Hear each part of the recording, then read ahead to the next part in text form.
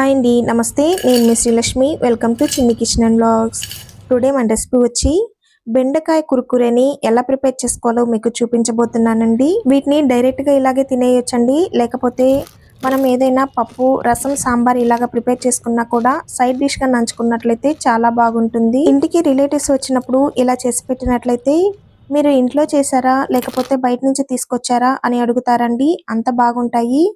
మరి ఈ బెండకాయ కురుకురేని ఎలా ప్రిపేర్ చేసుకోవాలో దాని ప్రాసెస్ లోనికి వెళ్ళిపోదాం. ఇక్కడ నేను 1/2 kg బెండకాయలను అయితే తీసుకున్నానండి. ఇలా తీసుకున్న బెండకాయల్ని శుభ్రంగా కడిగి తడి లేకుండా తుడిచి తీసుకున్నాను. ఇప్పుడు ఈ బెండకాయలకి ముందు వెనకాల ఉన్న తొడాలను కట్ చేసుకొని బెండకాయని నిలువుగా కట్ చేసి దానిలో ఉన్న విత్తనాలను తీసుకోవాలండి. ఈ బెండకాయలో ఉన్న విత్తనాలను తీయకపోతే ఇవి ఫ్రై చేసేటప్పుడు చిటపట అని పేలుతూ ఉంటాయండి.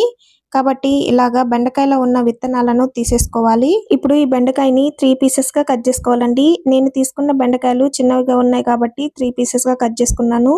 మీరు పెద్ద బెండకాయలు తీసుకున్నట్లయితే 4 పీసెస్ గా కట్ చేసుకోవచ్చు. ఇదే ప్రాసెస్ లో అన్ని బెండకాయలని కట్ చేసుకోవాలండి. ఇప్పుడు ఈ బెండకాయ పీసెస్ లోనికి మసాలా పొడులని యాడ్ చేసుకుందామండి.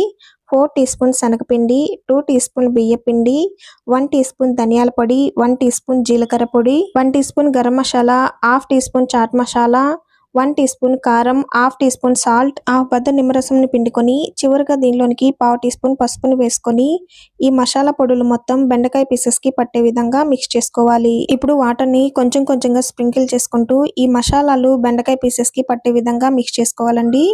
ఎక్కువ వాటర్ని ఒక్కసారి యాడ్ చేసుకోవటం వల్ల బెండకాయలో ఉన్న జిగురుతో పాటు ఈ వాటర్ ఎక్కువైనట్లయితే ఇంకా ఎక్కువగా జిగురుగా ఉంటుందండి. చూసారు కదండి, ఇక్కడ నేను వీడియోలో చూపిస్తున్నట్లుగా ఇలా మిక్స్ చేసుకొని డీప్ ఫ్రైకి సరిపడా ఆయిల్ పెట్టుకొని ఈ ఆయిల్ హీట్ అయిన తర్వాత బెండకాయ పీసెస్ ని కొంచెం కొంచెంగా వేసుకొని ఫ్రై చేసుకోవాలి. ఈ బెండకాయ పీసెస్ ఆయిల్లో వేసేటప్పుడు ఒకదానికొకటి అంటుకున్నట్లు అనిపించినా ఇవి ఫ్రై అయిన తర్వాత దేనికి అది సపరేట్ అయిపోతుందండి. ఇలా వీటిని ఫ్రై చేసుకునేటప్పుడు స్టవ్ ని లో ఫ్లేమ్ లో పెట్టుకుని మాత్రమే ఫ్రై చేసుకోవాలండి. ఇలా ఫ్రై చేసుకున్నట్లయితే లోపల నుంచి బయట వరకు క్రిస్పీగా వేగుతాయి.